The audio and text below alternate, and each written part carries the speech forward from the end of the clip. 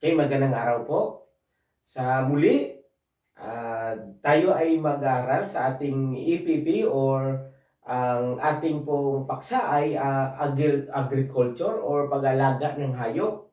Sa muli, ang iyong teacher po ay Sir Dexter Disacado, and third year in Bachelor of Education, Elementary Education at Global Reciprocal College.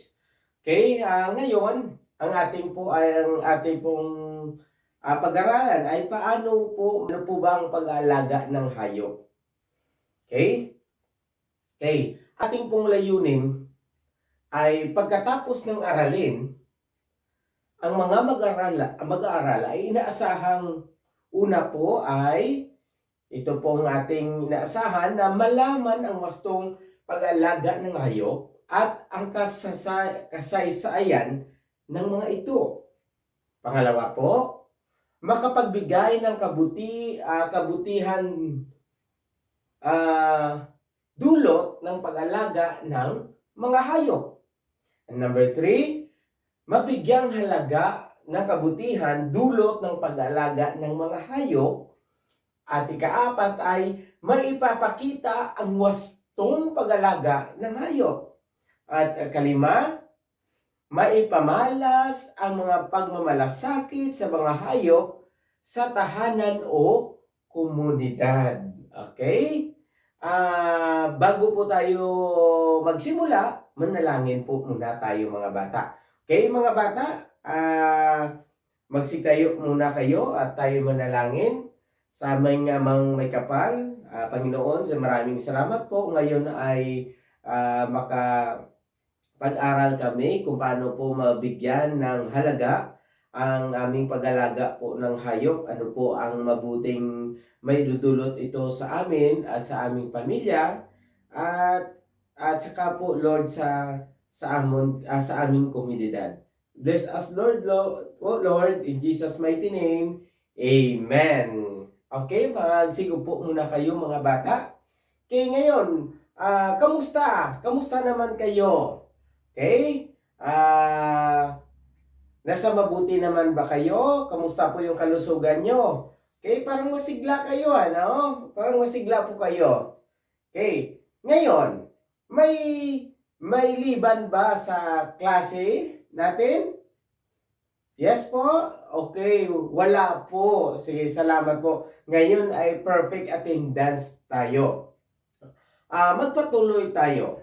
Okay, anong leksyon natin noong nakaraan? Mayroon ba ditong nakaalala yung leksyon nating nakaraan? Yes po, tungkol po sa? Yes, tungkol po sa pagtatanim ng gulay. Okay, mahusay. Okay, now, mayroon akong activity dito sa inyo, yung Gumbold Letters Activity. Okay, no? Ayusin ang mga litera upang mabuo ang mga salita na may kinalaman sa kapakinabang ng paksang tatalakayin. Okay. Una,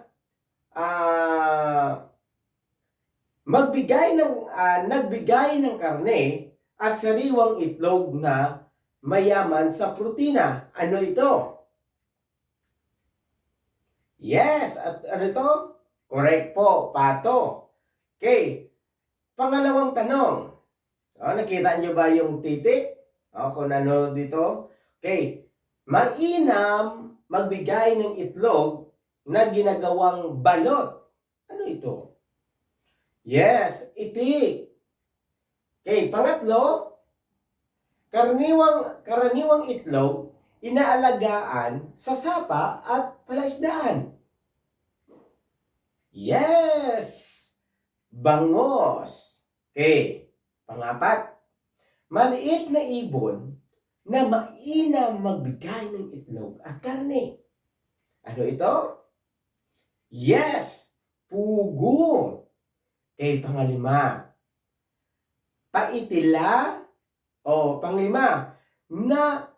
pangalima, nabubuhay ang mga ito sa tubig, tabang, at tubig alat ng mga tropikal na puok tulad ng Pilipinas. Ano ito? Isda po ito. Yes, yes, tilapia. Very good. Okay, ang gagaling nyo pala nung mga bata. Okay, mga bata, ngayon, mayroon ako ritong isang video presentation mula sa YouTube na inyong panonoorin. Okay? Panoorin natin.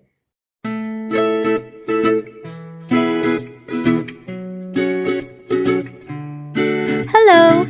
Ako nga pala si Teacher Ethel. Welcome sa aking EPP class. Handa na ba kayo sa panibagong aralin? Bago yan, huwag kalimutang mag-subscribe sa aking YouTube channel. I-hit ang notification button para lagi kayong updated.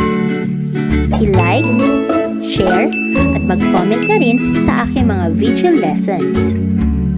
Narito ang paksa sa araw na ito. Tara, let's learn and have some fun. Let's go!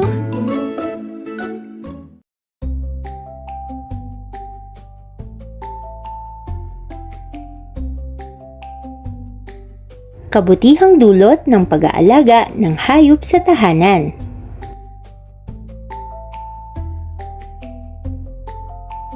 Ang pag-aalaga ng hayop sa bahay ay maraming maidudulot na kabutihan. Ito ay nakabubuti sa ating kalusugan. Ito rin ay maituturing na isang magandang kasama sa bahay. Ang pag-aalaga din ng hayop sa bahay ay nakapagbibigay ng saya at nakakaalis ng inip. Nakapagpapabuti din ito ng ating kalusugan. Nakadadagdag ng kita sa mag-anak. Nakapagbibigay din ito ng pagkain tulad ng itlog at karne.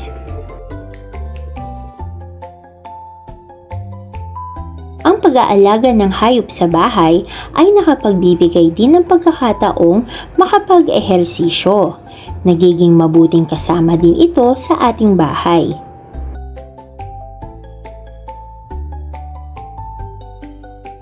Nagkakaroon ng interaction sa tao.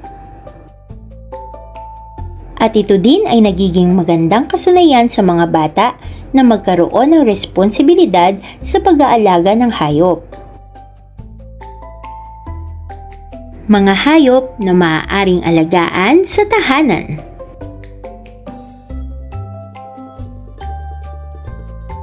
Aso. Ang aso ay tinatawag na pinakamatalik na kaibigan ng tao. Maraming pagkakataon nang napatunayan ang katapatan ng aso bilang kaibigan. Mainam itong alagaan dahil nakakatulong ito bilang gabay sa paglalakad at maging sa pagbabantay ng tahanan. Ngunit nakakatakot kapag sinasaktan dahil ito ay lumalaban. Pusa. Ang pusa ay isa ring hayop na mainam alagaan dahil bukod sa ito'y tagahuli ng daga, mabait din itong kalaro ng mga bata. Katulad ng aso, ito rin ay nakakatanggal ng stress at nakapagpapababa ng dugo.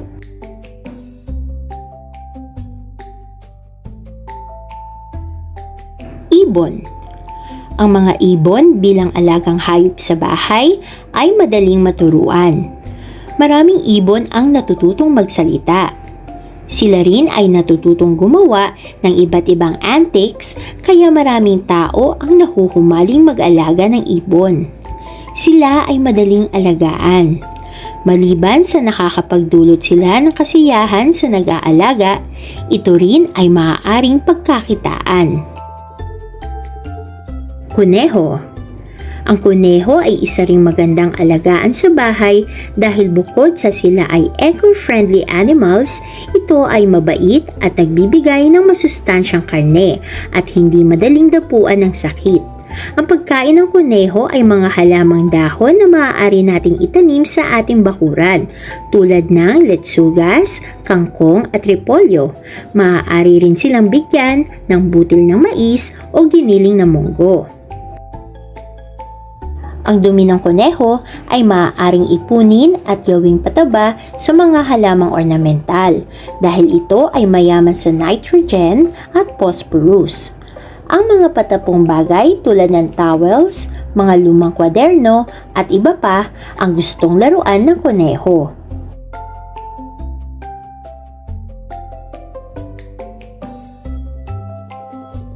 Manok. Ang manok ay isa rin sa mainam alagaan dahil ito ay nagbibigay ng karagdagang kita sa mag-anak tulad ng karne at itlog nito. Kinakailangan ng ibayong pag-iingat sa pag-aalaga ng manok dahil may mga pagkakataon na nagkakaroon ito ng sakit na pwede nitong ikamatay.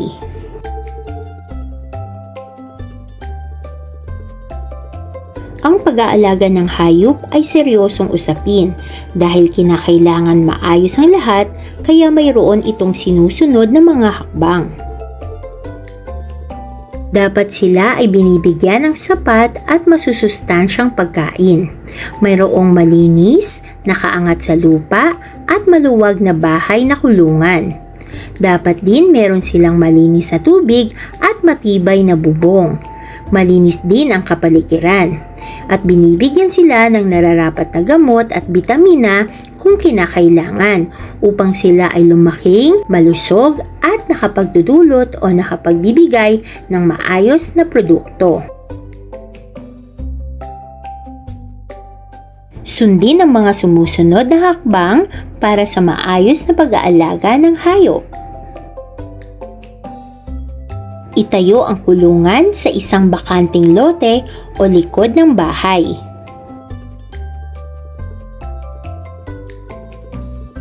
Linisin ang lugar at maglagay ng kanal sa paligid nito para daanan ng tubig.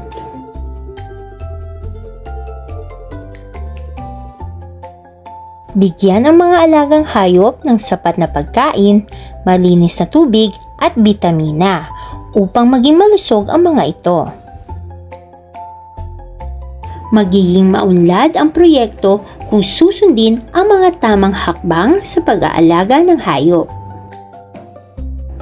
Marami ba kayong natutunan sa araw na ito? Kung oo, sagutin ito. Okay. Salamat po sa inyong pagpanood. Alam ko na marami kayong natutunan. Pero mayroon akong tanong sa inyo. Tungkol saan ang inyong pinanood, mga bata? Okay? Ang sagot, yes? Okay, para po sa atin kung paano po natin alagaan ng maayos ang hayop. Very good. Okay, another one.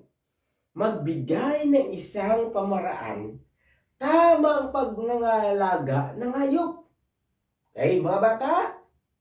Okay, isang tamang pamaraan ng pag-alaga ng hayop ay ang pagbibigay ng tamang pagkain at malinis na inumin araw-araw. Very good. Ano pa? Ano-ano ang mga naidudulot ng pag-alaga ng hayop? Okay. Okay, very good. Yung sagot nyo.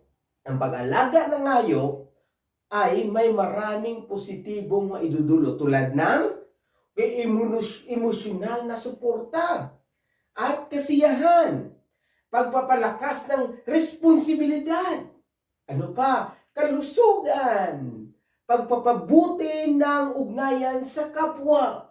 Okay, maganda pala kung tayo ay mag-alaga ng hayop.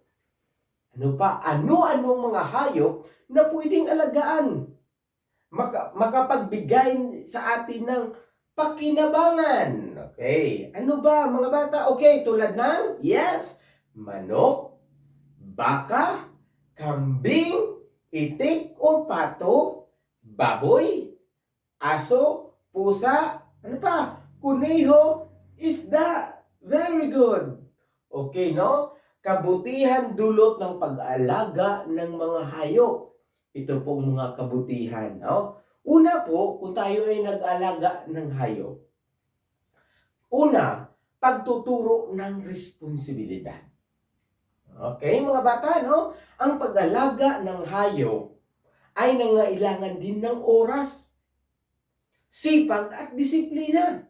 Okay, no mga bata, kung tayo pa may hayop na alagaan tulad ng aso, dapat mayroon tayong may oras tayo, dapat sipagan natin. Pinapaliguan natin, pinapakain, at tayo naglalakad, no? Kasama po yung ating aso.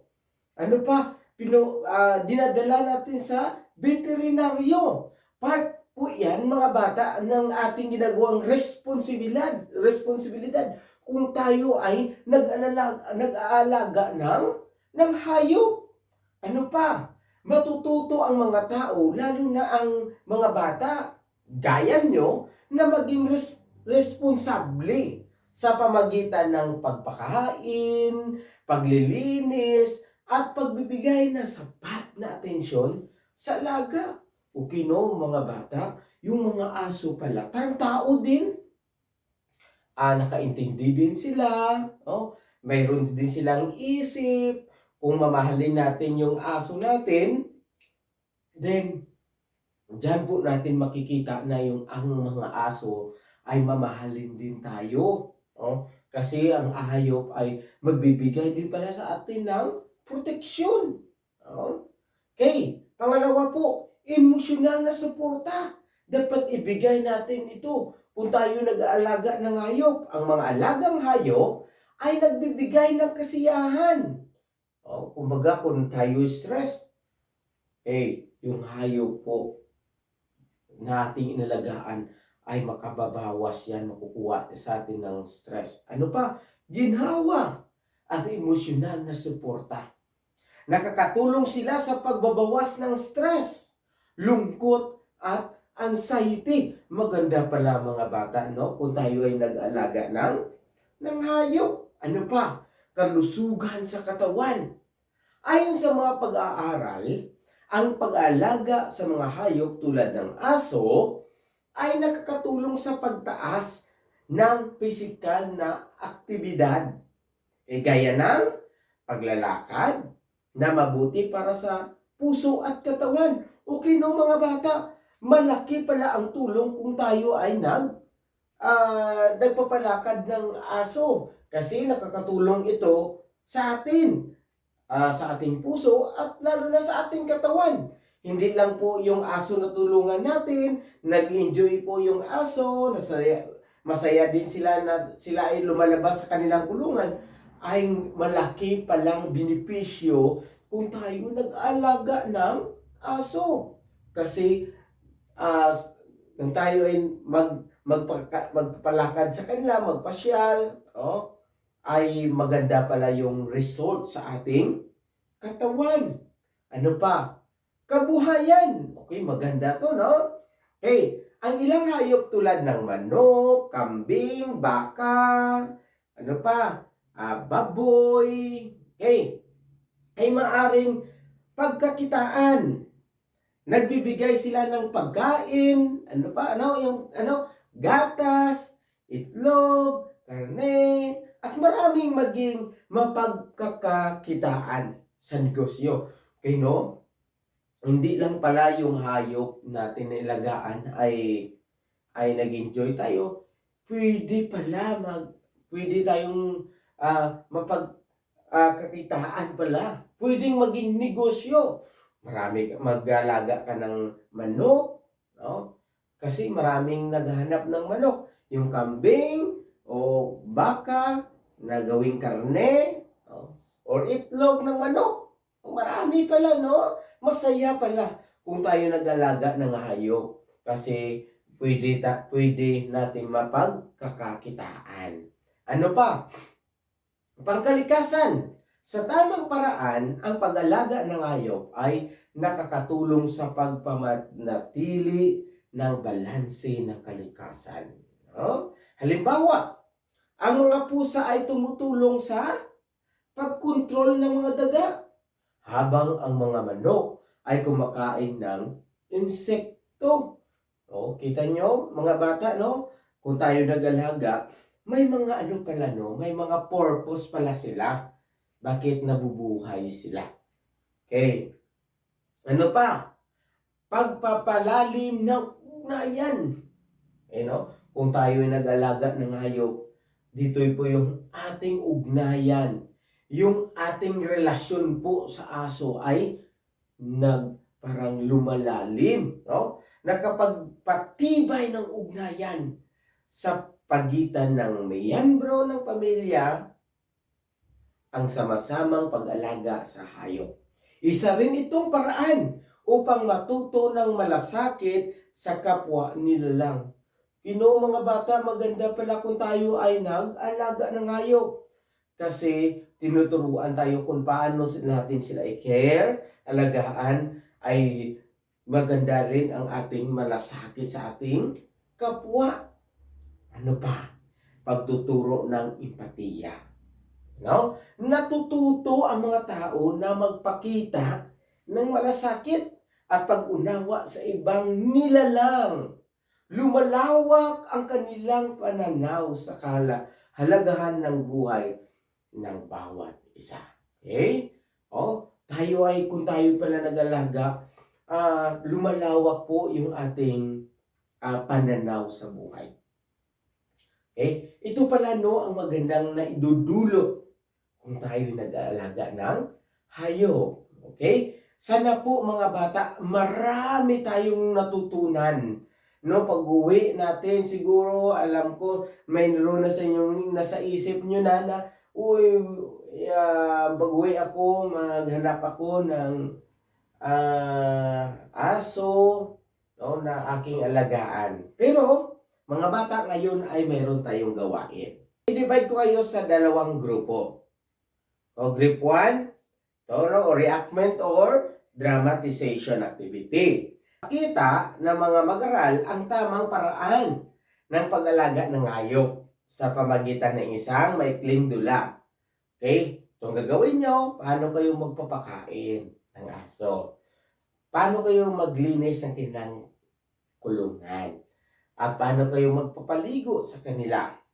At pagpa-check up sa veterinaryo. Nagpapakita ito kung paano kayo mag-alaga ng hayop. Then group 2, ito po yung gagawin nyo mula sa mga larawan, kulayan ang mga kabutihan dulot ng pag-alaga ng hayop. Okay po ba? Maliwanag po?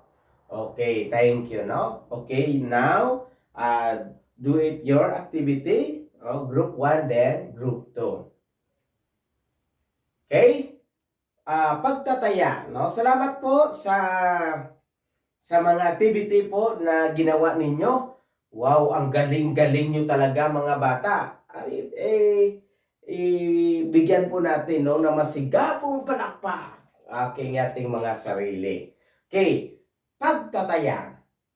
Okay, no? Lagi nating tandaan ang sinasabi na responsibility or pagiging responsable. Mga bata, no? Ang regular na pag-alaga sa mga hayop ay natuturo sa mga mag-aral ng responsibilidad, disiplina, at pagtutok sa pangailangan ng ibang nilalang, no? Na may positibong epekto sa kanilang emotional development. Okay? Ano pa? Relationship skills o kakayahan sa pakikisalamuha. No? Ang pag-aalaga ng hayop, mga bata, no? Tandaan po ito ay maaari ding maturo ng tamang komunikasyon sa pagsasama sa mga hayop.